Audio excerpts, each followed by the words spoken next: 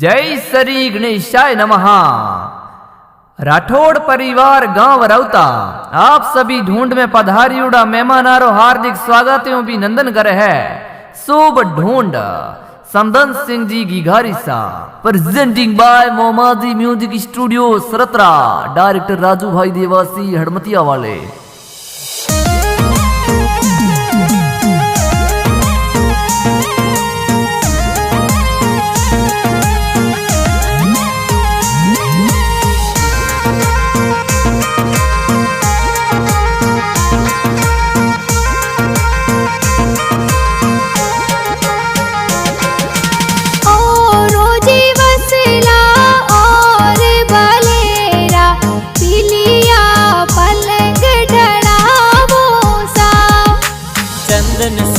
गिगारी ढूंढ ढूंढावो सगड़ा खोड करावो सा। चाटे मोड़े घिगारा दादो सा पुणे घर जो जर जायो सा।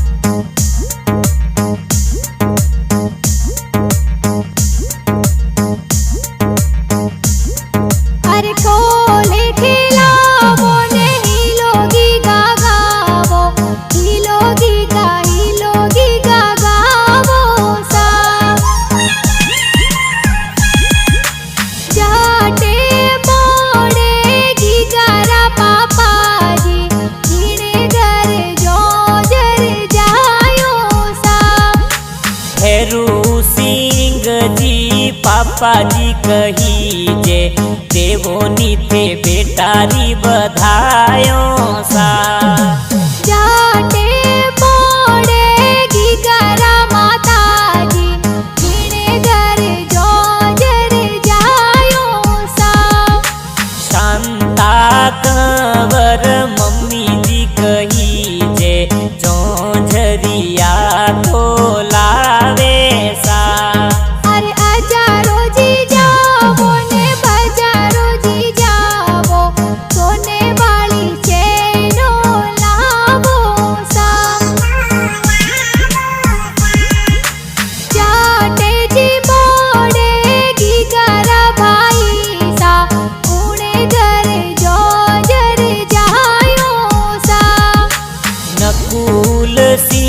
राजू सिंह ईश्वर सिंह जी भाई सा कोड करावे सा। ओम सिंह जी दशरथ सिंह जी की गाने खेलावे सा। जाटे मोड़े घिगारी बहनो जीने घर जो जर जायो सा। अक्षिता कंवर बहनों ए जबला टोपी लावे सा।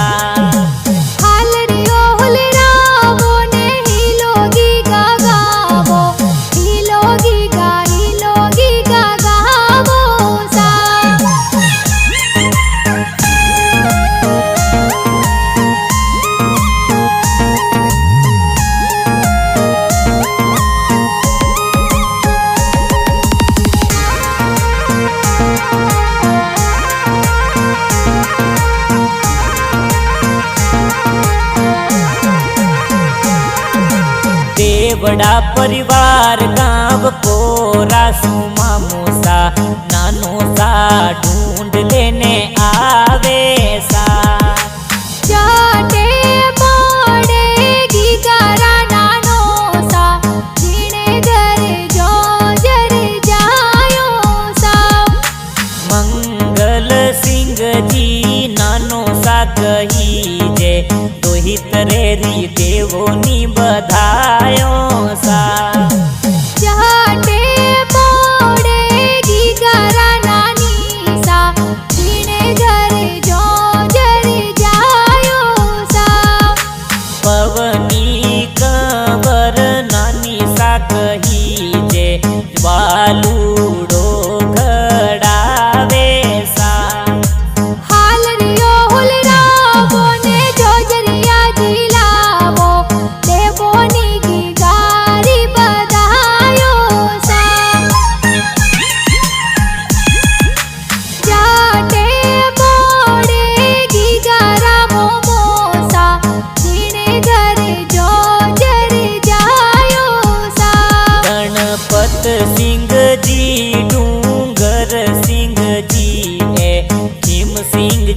बाबू सिंह जी ढूंढ लावे सा।